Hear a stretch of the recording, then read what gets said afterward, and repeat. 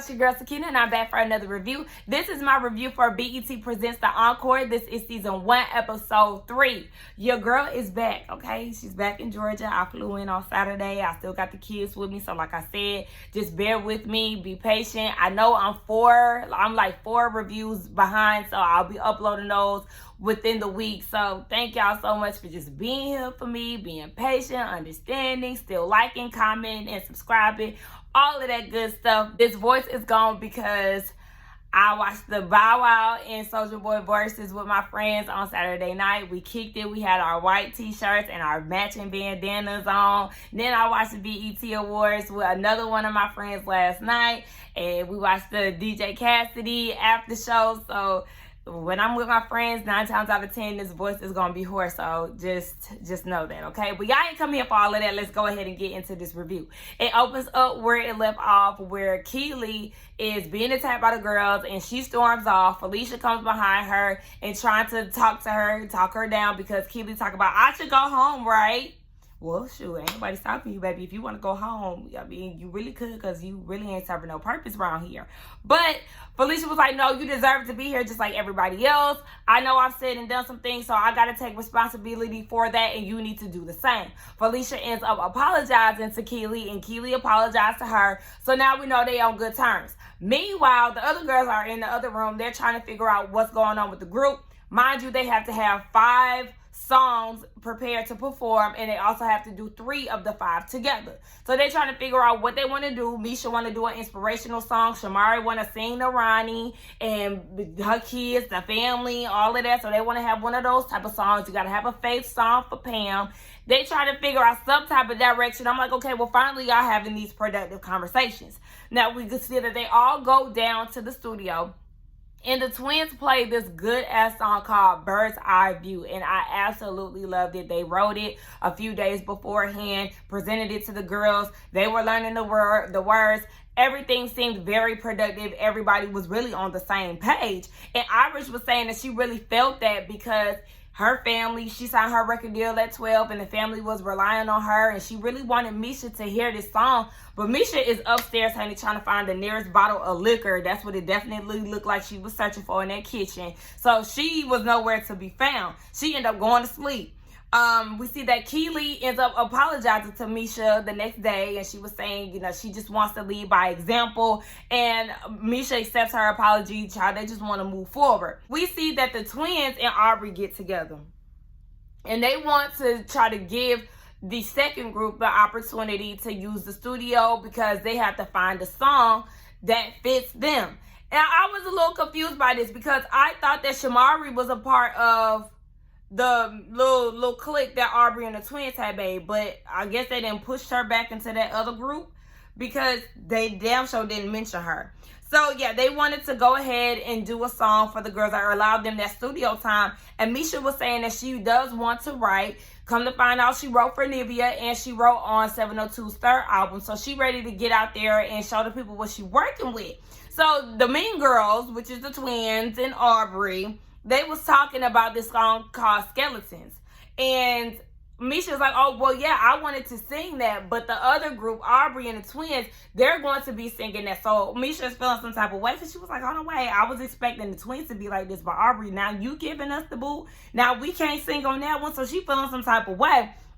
And she doesn't like the fact that Pam, the queen, isn't really speaking up on the issue. So, yeah, I mean, if she ain't talking about it, it's just going to be a constant argument. So the twins are telling Misha that they've worked with Sony and Universal and they can help people write because Misha was, you know, feeling down about her writing or insecure about her writing. And she was like, you know, I can't write songs as fast as y'all. And the twins were actually open to help her.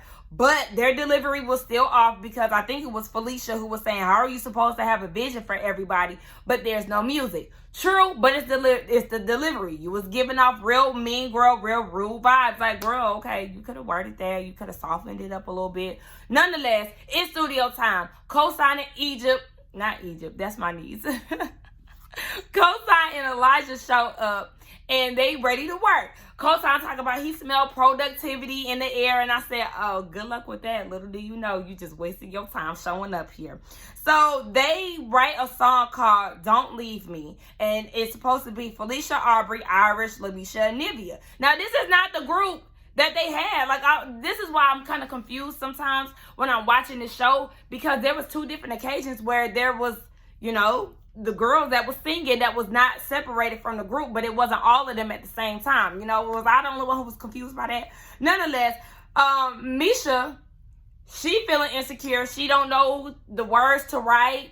She don't know the melody, so she go and calls the twins and was like, come lay some melodies down on the track. Elijah ends up doing it, and I don't know what happened with Misha, but all of a sudden this rush of nervousness must have came over her, and all of a sudden baby nauseated, and she's sick, and she don't feel good, and all of this is like, girl, where did this come from?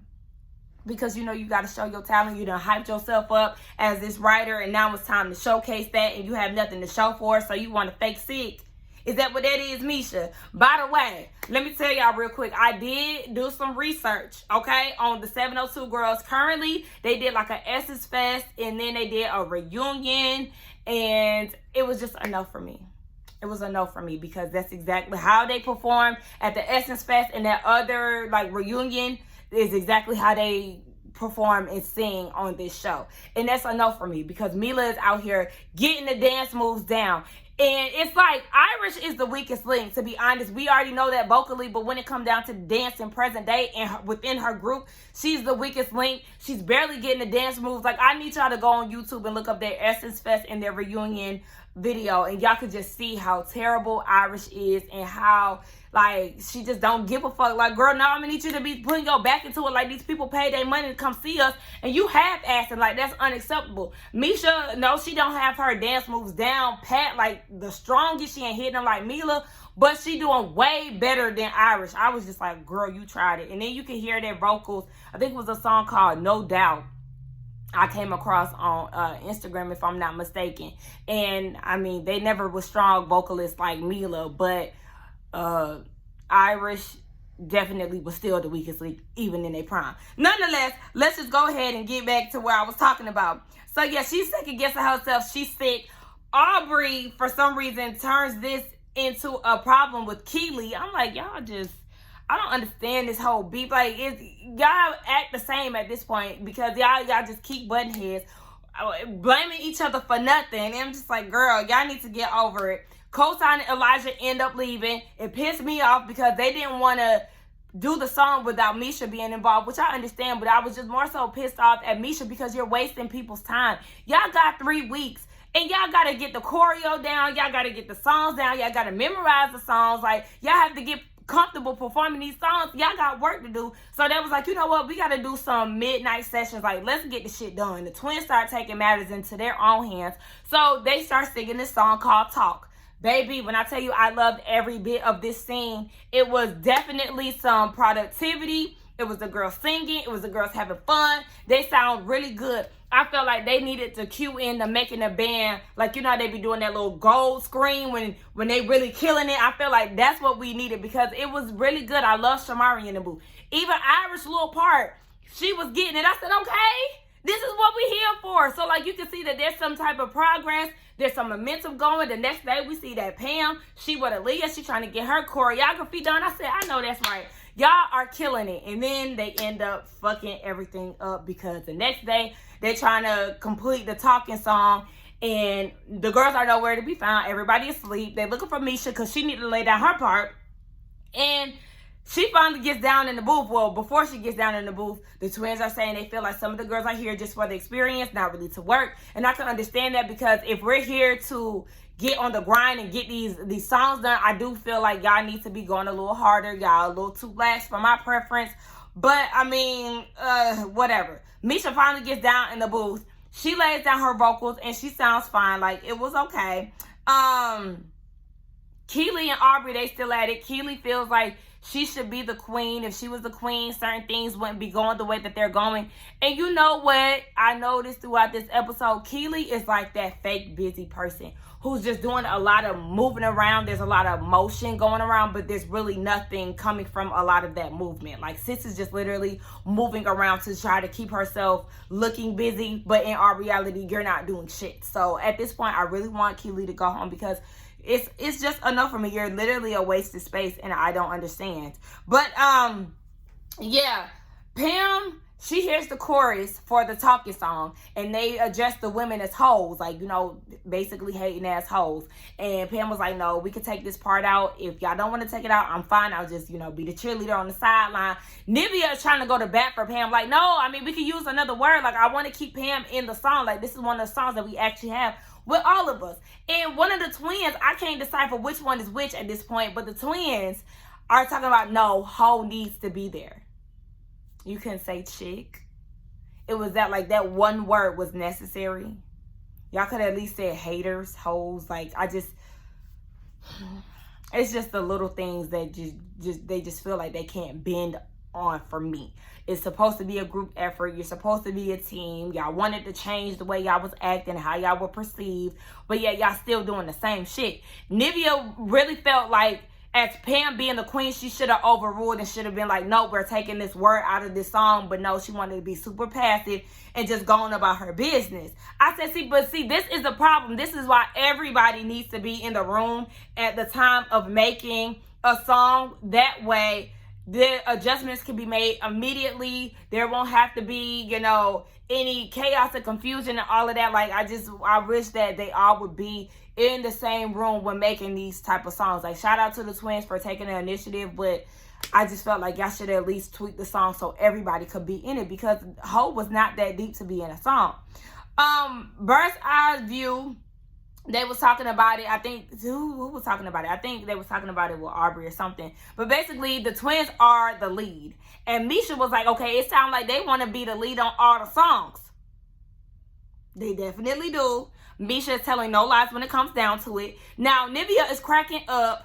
And, they was in the kitchen after, you know, Pam decided that she didn't want to use the whole word. So, Nivea is cracking up. And she was like, it's just way too many vaginas, way too many personalities. Like, we can't get shit done because everybody got something to say about something. But Nivea was like, if you feel that way, Misha, if you feel like, you know, they hogging the songs or they want to overstep everything or take control, then you need to speak up on that. So she just feels like they both feel like Pam ain't doing her job as a queen and overruling and stepping in. So Keely just feeling like, they should have picked me. Girl, sit down.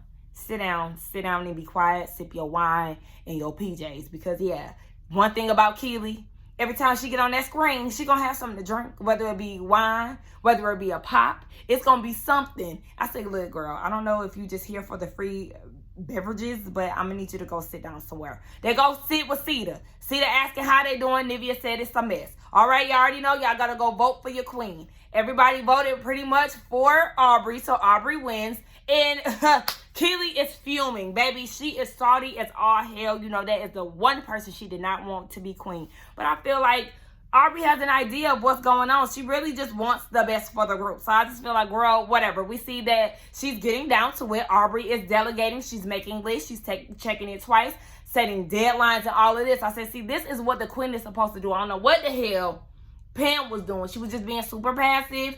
And I understand you don't want to step on nobody's toes, but baby, we got stuff to do, Mother Bear. I'm going to need you to get the girls in line. So Aubrey's here to do so. The twins magically lose Misha and Irish's vocals. So now they have to do it again. And I was feeling exactly how Misha was feeling. So all of a sudden, y'all just lost our stuff. First of all, Irish was in the booth or in the studio with y'all that night. It'd be different if y'all lost Misha's because she wasn't with y'all. But the fact that y'all lost the two weakest vocals or files, that just seemed very convenient to me. So Keely is trying to help. Y'all know, just moving around, doing a whole bunch of nothing, trying to help the 702 girls lay down their vocals. So after that, Misha and Irish goes to talk to Nivea and Shamari about the situation, how they feel like the girls or the twins are definitely trying to take over. They moving stuff around. Nivea peep, like they took Pam off the song. Now they done lost y'all files and they moving y'all parts on the songs around. See, it's funny how everybody has how Shamari and Nivea and Irish was agreeing with a whole bunch of shit that Misha was saying in that moment, even making up their own valid points, right? But I said, okay, just keep that in mind, how they was all vocal, right? They said that it needs to be squashed tonight. Fast forward to tonight, all the girls are around eating. They're asking Aubrey, what's her vision for the group? Okay, she wants everybody to sing more together. She wants them to be more interactive. And y'all know Misha, she does not like the soft shit. Let's get straight into it. Fuck all that small talk. Aubrey, are you here with being actually following the mandate and all of us being on 3 songs? Because the way that this shit is set up right now, it's not looking like that. So Aubrey was like, yeah, I'm down for all of that. Like, I want us to be together. And then Misha directed her energy towards the twins. I feel like y'all trying to leave us out. Y'all not being supportive. Yada, yada, yada. She just feels like they just want the songs for themselves. And she was saying that because one of the twins was like, okay, well, if you feel some creative juices going, you could go in the studio and say, can I get it? Blah, blah, blah.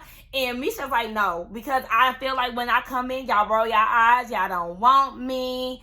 And I just feel like y'all, nobody had nothing to say in this moment. Shamari was quiet.